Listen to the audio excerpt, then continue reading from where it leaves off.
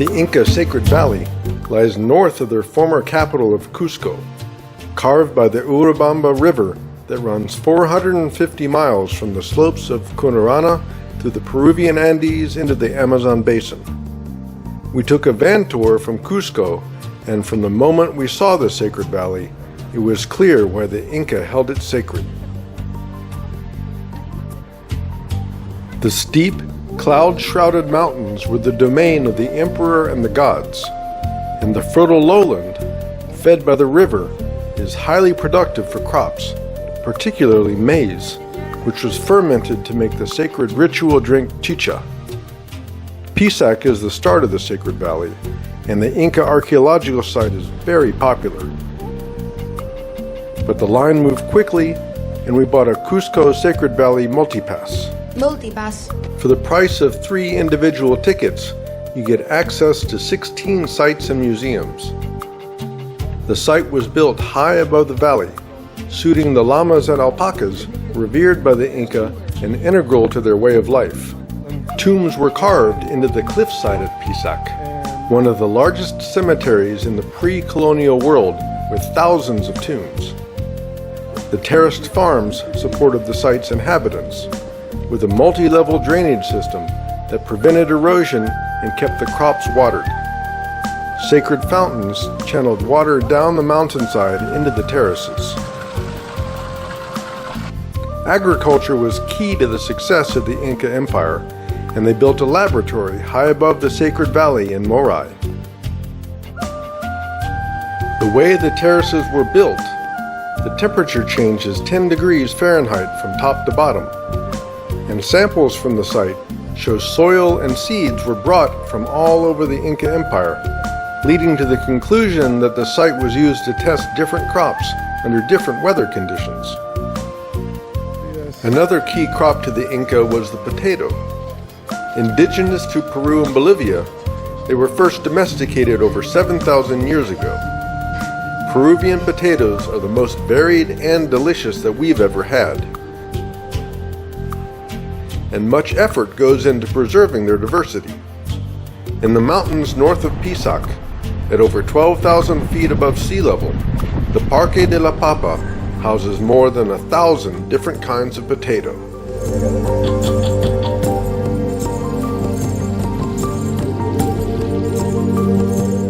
And of course, another key to food security is salt for food preservation and general health. The salt mine of Maras was in use for over 1,000 years prior to the Inca. Around 4,000 individual terraced pans have been cut into the hillside. Salt from deep in the earth is slowly extracted by this one trickle of a stream, channeled for more than 2,000 years into wells.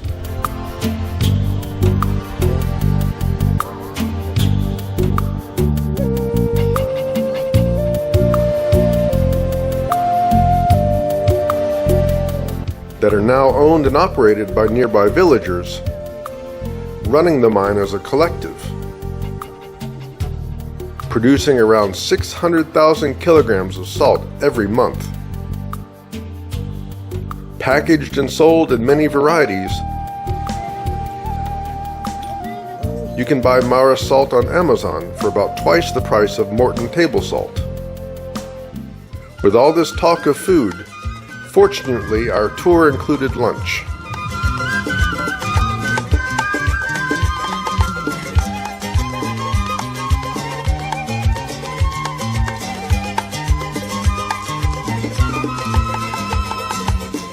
We enjoyed the band so much, I bought their album and used their music on our Peru videos.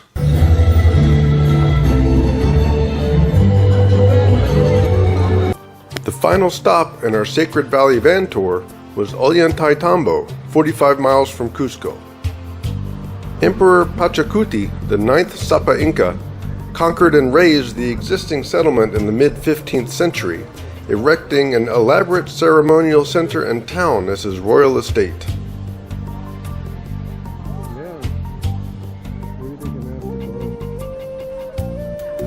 The Ollantaytambo Temple of the Sun is as popular as Pisac was, and worth seeing despite the crowds. It's well placed as a sun temple, as the sun rises behind the opposite hill, silhouetting this nose-shaped rocky outcropping.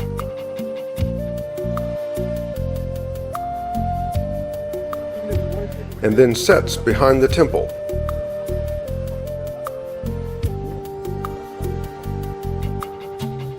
Pachacuti also built an elaborate irrigation system in Ollantaytambo. Tapping the Patacancha River, the waters still flow through the town.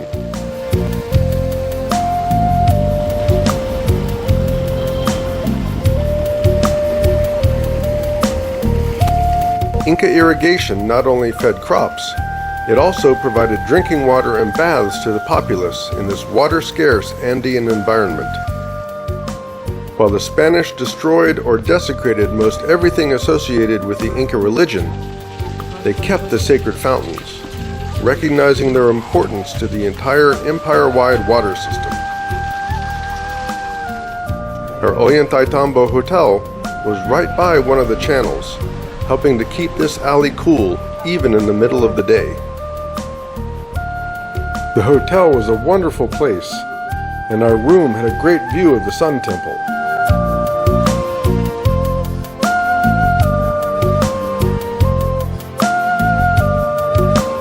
Owned by a traditional Quechua family, the proprietor explained their custom of burning sacred local wood to periodically cleanse the spirit of the hotel. A tradition we'd only seen before in more touristy settings. The character of the town changes in the evening. When the day tourists leave, the shops close up, the vendors head home, and the lights come on. On our first night, the central plaza was hopping. It turns out the live music, eating, drinking, and dancing were all for Mother's Day.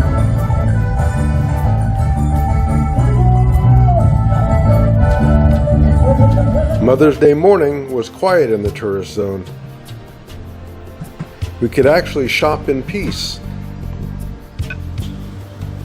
and chat with the vendors.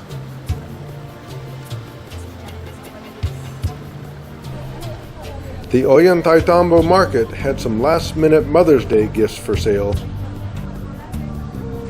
and Avic had a nice Mother's Day lunch with a river view. It was a blissfully normal Sunday in a small town. Another key part of the Ollantaytambo Inca infrastructure sits on the hill opposite the Sun Temple, and you can hike up to it. The trailhead isn't well marked, but go toward the hill from the central plaza, along the town wall until you see a pottery sign, then head through the gate and up. Entrance is free, the only fee is the sweat to climb the steep stairs.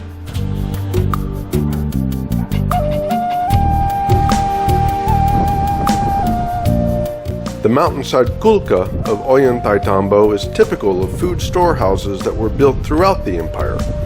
Elevated above vermin, moisture, and potential attackers, food security was another strength of the empire. The dried potatoes, maize, quinoa, beans, meat, etc. stored in Qullqas could last for months or even years. About a 15-minute drive out of town, Naupa Iglesia isn't on most tour itineraries. We only found out about it at breakfast one morning from a fellow traveler. You can easily find a private driver in Ollantaytambo, and for a few dollars an hour, they can take you just about anywhere you want to go in the area. On the way out of town, our driver Juan Carlos even showed us a sky hotel, an adventurous and unusual lodging option. The small mountain roads and towns above the Sacred Valley are also fun to explore.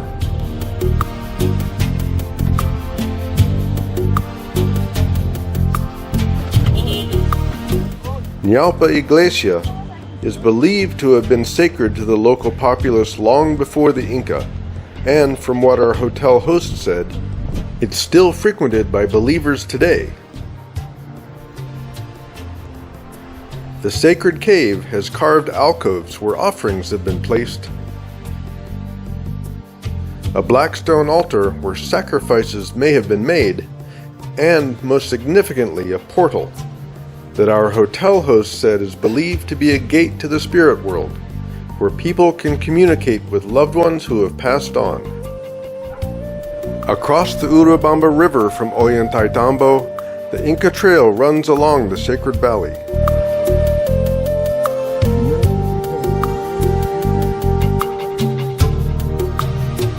Part of the 25,000-mile-long network of roads connecting the Inca Empire. Adventurous tourists can do a multi-day hike along the Inca Trail to Machu Picchu, but we were content to take the train. As we rode this final stretch of the Sacred Valley of the Inca, we tried to absorb all that we'd seen. The Sacred Valley was so much more than we'd expected, and the anticipation of finally seeing Machu Picchu, one of our parents' favorite places on earth, was building. Could it possibly live up to the hype? We were eager to find out.